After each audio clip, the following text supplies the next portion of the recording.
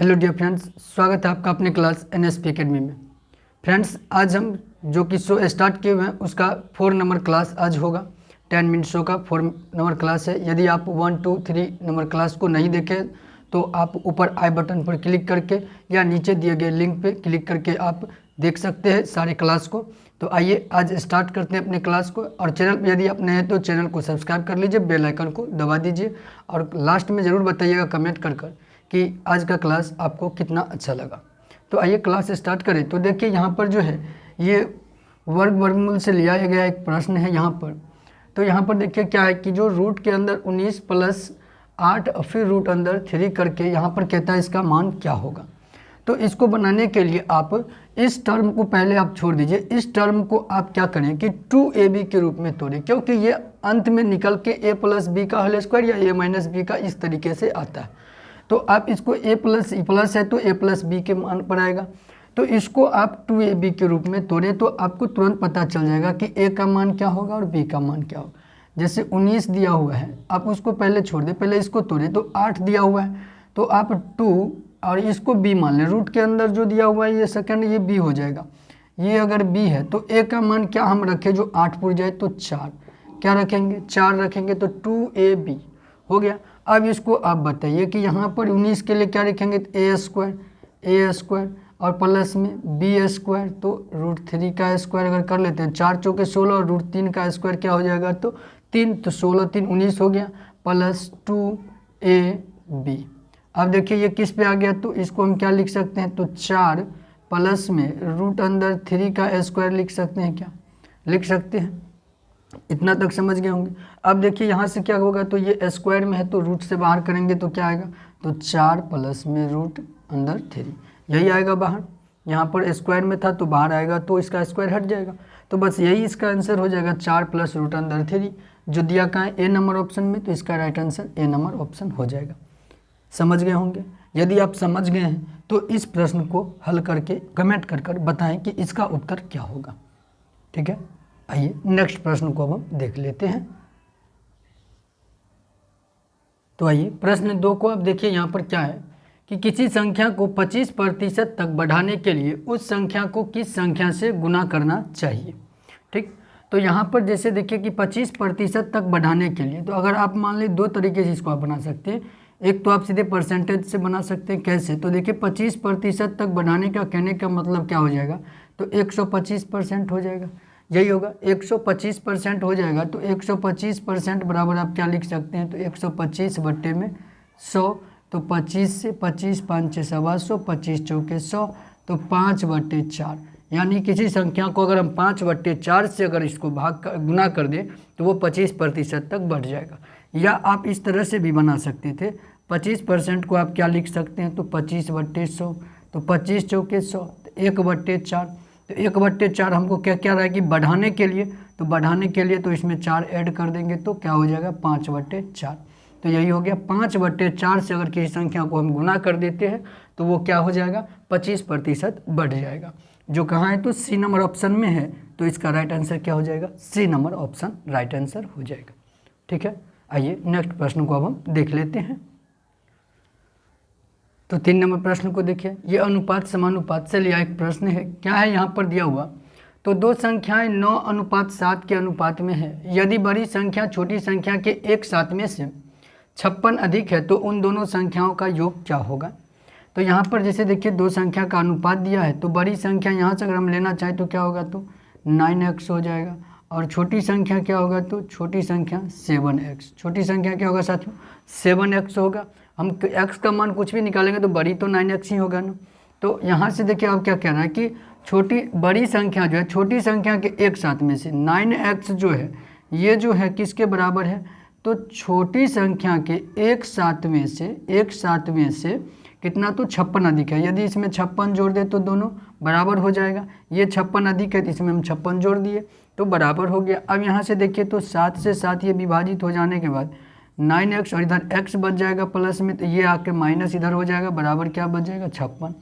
तो 8x बराबर क्या आ गया? 56। तो x बराबर क्या हो जाएगा? तो 56 बट्टे में 8, 8 7 56, तो बराबर में क्या आया? 7। x का मान क्या आया? 7 आया। तो यहाँ से बड़ी संख्या क्या हो जाएगा? 9 मल्टीपल में 7 और 7 मल्टीपल 7, ये हो गया। तो 9 सते कितना हो जाएगा तो 63 और 7 सते कितना हो जाएगा तो 49।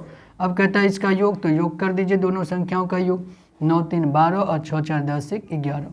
तो क्या आ गया इसका योग 112। क्या आया योग 112 आया योग, जो डी नंबर ऑप्शन में है। तो इसका राइट आंसर क्या हो जाएगा डी नंबर ऑप्शन। समझ पाए होंगे, बहुत ही आसान था, तो आप जरूर ही समझ लिए होंगे। क्लास कैसा लग रहा है, अच्छा लग रहा है तो लाइक कर दीजिए, दोस्तों के साथ शेयर भी कर दीजिए। आइए अब हम नेक्स्ट प्रश्न को देख लेते हैं। आइए अब 4 नंबर प्रश्न को देखिए और पढ़िए क्या दिया हुआ है कि साधारण ब्याज की दर प्रतिशत में कितनी है जिस पर कोई धनराशि 50 वर्षों में स्वयं की तिगुनी हो जाएगी। कोई धनराशि है जो 50 वर्षों में स्वयं की तिगुनी हो रही है। तो हम मान लेते हैं धनराशि 100 रुपया है, तो ये कितने वर्ष में 50 वर्ष में जो है क्या हो जा रहा है तो 300 हो जा रहा है। कितने वर्ष में 50 वर्षों में ये क्या हो जा रहा है 300 हो जा रहा है। तो ये 300 हो जा रहा है मतलब क्या, तो ये मिश्रधन है ना, ये क्या है तो मिश्रधन है। क्या है मिश्रधन है, मिश्रधन है। और ये क्या है तो मूलधन है, ये क्या है मूलधन है। तो हम ब्याज निकाल लेते हैं, क्या निकाल लेते हैं ब्याज। तो ब्याज क्या हो जाएगा मिश्रधन माइनस मूलधन, 300 में से 100 घटा देंगे तो कितना 200। अब हम साधारण ब्याज की सूत्र पर बैठा लें, तो साधारण ब्याज का फार्मूला क्या होता है आप बताएं। तो साधारण ब्याज का फार्मूला क्या होता है तो मूलधन गुने समय गुने दर बट्टे में 100, बट्टे में क्या होता है 100। तो यहाँ से ब्याज कितना है तो 200, मूलधन कितना है तो 100 और दर कितना है तो दर ही तो ज्ञात करना है हमें, दर ज्ञात करना और समय दिया है 50, दर ज्ञात करना है और बट्टे में 100। तो ये 100 से ये 100 कट जाएगा और इधर 50 से इसको अगर हम काटना चाहें तो 50 चौके 200, ठीक। तो 4 बराबर क्या आया दर, तो 4% का दर, दर क्या निकला साथियों 4% का दर निकला। इसको आप समझिए कि कोई धनराशि 50 वर्ष में तिगुनी हो जाने का मतलब क्या हुआ कि ये मिश्रधन प्राप्त हो रहा है हमें। और मिश्रधन जब 300 है, मूलधन 100 है, तो ब्याज क्या होता है मिश्रधन माइनस मूलधन, तो ब्याज हो गया 200। अब सूत्र पर बैठा के निकाल लीजिए, तो दर निकल गया कितना 4% का, जो दिया है बी नंबर ऑप्शन में। तो राइट आंसर क्या हो जाएगा बी नंबर ऑप्शन इसका राइट आंसर हो जाएगा, ठीक है। आइए 5वां नंबर सवाल देखते हैं। तो आइए 5 नंबर सवाल आप देखिए यहाँ पर क्या है कि 3 किलोमीटर प्रति घंटा की चाल से चलने वाला एक व्यक्ति किसी वर्गाकार मैदान को विकर्णतः 5 मिनट में पार करता है, मैदान का क्षेत्रफल क्या है। तो इसको हम कैसे बनाएं, तो देखिए यहाँ पर देखिए, तो ऑप्शन को भी देखिए जरा, इसको यूनिट को भी देखिए, यहाँ पर मिनट में, यहाँ मीटर में, यहाँ किलोमीटर पर घंटा में। तो हमें कहीं ना कहीं कुछ ना कुछ हमें एडजस्ट करना पड़ेगा। तो इसमें जैसे अगर हम इसको किलोमीटर प्रति घंटा को अगर मीटर पर मिनट में हम बनाते हैं, मिनट पर मीटर इस तरह से बना लेते हैं हम, जैसे हैं कि 3 किलोमीटर प्रति घंटा दिया है, इसको हम मीटर पर मिनट में बनाना चाहें तो क्या बना सकते हैं। तो मीटर में बनाने के लिए हम क्या करेंगे 1000 से गुना कर देंगे तो 1 किलोमीटर बन गया मीटर में। घंटा के लिए हम क्या करेंगे तो 60 से गुना कर देंगे तो हो जाएगा क्या मिनट में। अब यहाँ पर देखें तो क्या हो जाएगा, यहाँ पर तो 3 से 20 बार में और 20 से ये कट जाएगा तो 20 5 600 कितना तो 50। तो 3 किलोमीटर प्रति घंटा के चाल को हम क्या कह सकते हैं तो 50 मीटर पर मिनट, मीटर पर मिनट हो गया, क्या हो गया मीटर पर मिनट में चाल अब आ गया। और यहाँ पर देखिए तो मिनट में जो है समय दे रखा है, समय कितना दे रखा है 5 मिनट का, और चाल है 50 मीटर पर मिनट में। तो हमें दूरी यहाँ से पता चल जाएगा, दूरी पता चल जाएगा क्या, तो दूरी बराबर क्या हो जाएगा तो समय, इसको गुना कर देंगे, क्या करेंगे तो चाल को और समय को गुना कर देंगे। तो चाल कितना है तो 50 का और समय कितना है तो 5 मिनट का। तो 5 मिनट के लिए हम कर देते हैं 50 और 5, तो 50 को 5 से गुना करने के बाद कितना तो 250, ये क्या आया तो मीटर, 250 मीटर का इसकी दूरी हो गया, 250 मीटर की दूरी हो गई। लेकिन क्या है कि ये दूरी क्या है, तो आप देखिए सवाल को पढ़िए, ये दूरी क्या है तो ये दूरी विकर्ण है, क्या है एक वर्ग का विकर्ण है, क्योंकि वह विकर्णता चल रहा है ना। तो विकर्ण की दूरी निकल गई, विकर्ण की लंबाई निकला कितना 250 मीटर, 250 मीटर विकर्ण की दूरी निकली।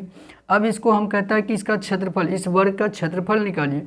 तो आप एक फॉर्मूला को याद किए होंगे या नहीं जानते हैं या याद नहीं है, तो चलिए अभी जानिए कि जब किसी वर्ग का विकर्ण दे रखा हो तो हम डायरेक्ट यहाँ से क्षेत्रफल निकाल सकते हैं। तो वर्ग का क्षेत्रफल बराबर क्या होता है तो विकर्ण का स्क्वायर, विकर्ण का स्क्वायर कर देते हैं और बट्टे में 2 ले लेते हैं। तो यहाँ से डायरेक्ट क्षेत्रफल हम विकर्ण से निकाल लेते हैं। तो 250 का स्क्वायर, 250 का स्क्वायर बट्टे में 2, तो क्या आ जाएगा 25 25 से 625 और एक जीरो का 2 जीरो हो जाएगा और बट्टे में 2।